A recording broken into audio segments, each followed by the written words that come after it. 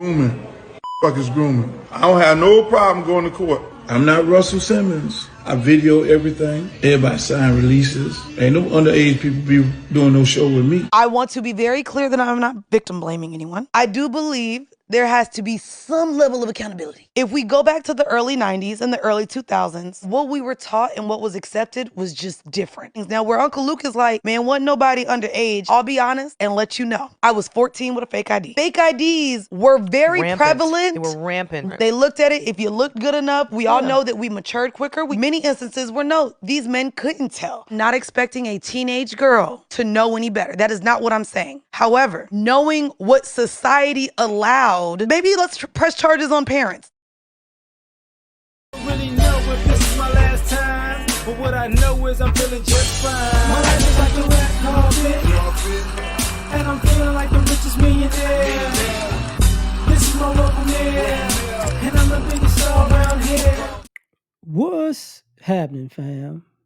L.A.R. movement still moving. Subscribe or die trying. You see the thumbnail. More importantly, you saw the clip, man. Google the book first so you can find it on Amazon. We got to talk about this. So Luke was talking about they tried to, Me Too Luke, and that was his response. And the woman in his podcast was like, we need to have a conversation about what was going on in the 90s. And that's the part that a lot of people like skip over because when we think about, like, I use R. Kelly as a reference, and all of the guys who they say you were dating underage girls. For one, I don't recall in the 90s girls being upset that an older guy was trying to talk to them or talking to them. I remember a lot of these teenage girls, for one, lying about their age, and two, when they guys find out, they some of them dump them, some of them kept them. You get what I'm saying?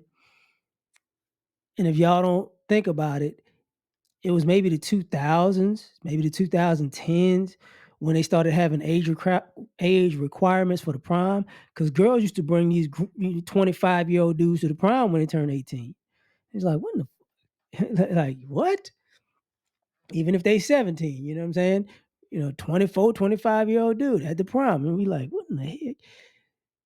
But when it came to the nightclub scene, a lot of these ladies, I was, this man, he did something to me. He had sex with me, and I was just a kid. And it's like, you was at a grown nightclub when you met that man. He literally thought you were an adult because it was an adult nightclub because y'all was doing these fake IDs. You know what I'm saying? So a lot of y'all want to play stupid now, and that's why sometimes y'all folks don't understand people's backlash. It's like certain age groups is like, I'm not buying it. And then because some of these girls had the fake IDs, they were skipping school. So, they'll be in the adult world when they're supposed to be in class. Some of these girls got a little older in high school and they started doing like they're supposed to be working. You get what I'm saying? And they could leave school early to go to work, and then they would meet adults that way. Some of them they like the dope boys, and then they met the dope boys, and then I'm grown, da da da da da. You know, and all these girls didn't look like teenagers. You get what I'm saying? And I knew because I grew up with a bunch of chicks that was passing for adults. They were passing for adults. Like it's like if you say if they could be 16, it's like they say they 21 or 22. You look at them like, yeah, you could, somebody could see that in you. But after the fact, we go, no, that's not true. It's like, yeah, how many girls in the 90s was working in strip clubs when they were underage because they had fake IDs? That happened in the 90s, 2000s. Like, that was a normal thing. You get what I'm saying? Even when girls got to college, they would be, you're like, how did you get here? Like, what are you doing in this job? And I'm not saying you were working together. I'm saying you're trying to figure out, like, you and this guy that's supposed to be your mentor, a little too mentor mentee. You getting bent over.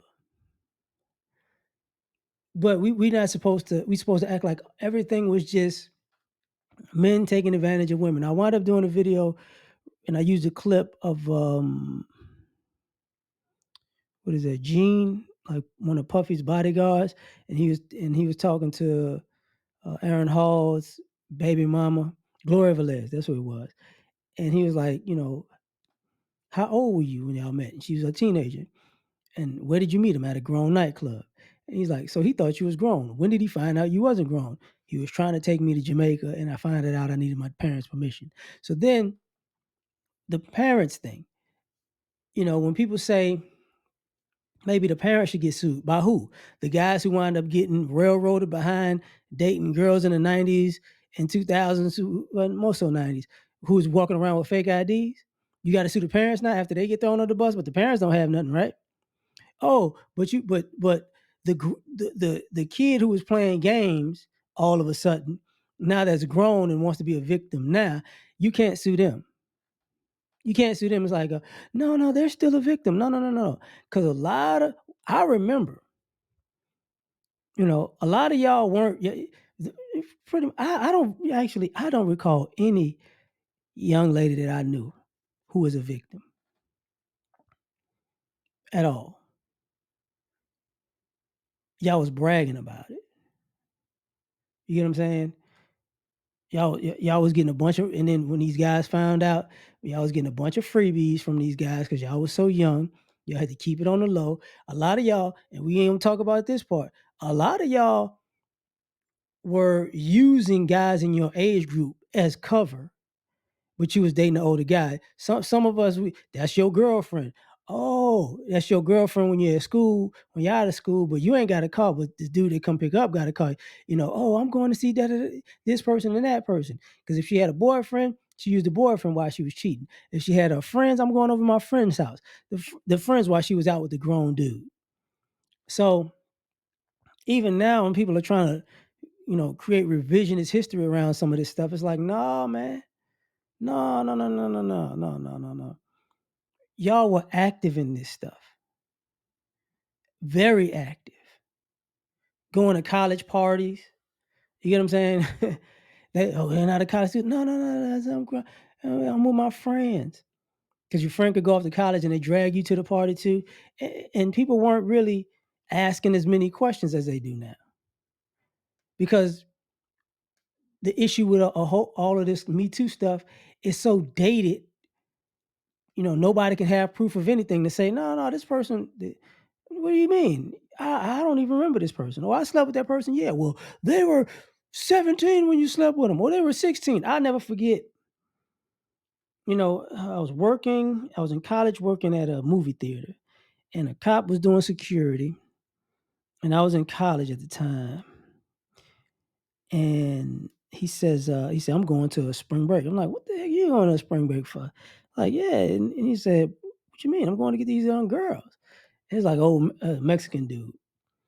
I was like, what? I said, man, you like 30 something. He's like, hey, man, 17 is legal in Texas. And I just looked at him. I was like, he was a cop. So he knew the law, right? So he was taking advantage of young girls going out trying to be sexually active and irresponsible. So he just banging them left and right? So I'm like, oh, okay.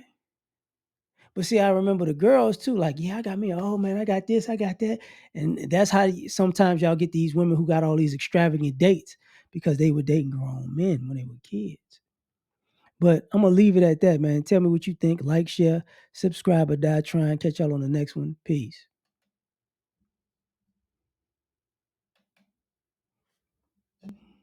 All I ask is when you lay your head on that pillow at night, know I gave you everything I had.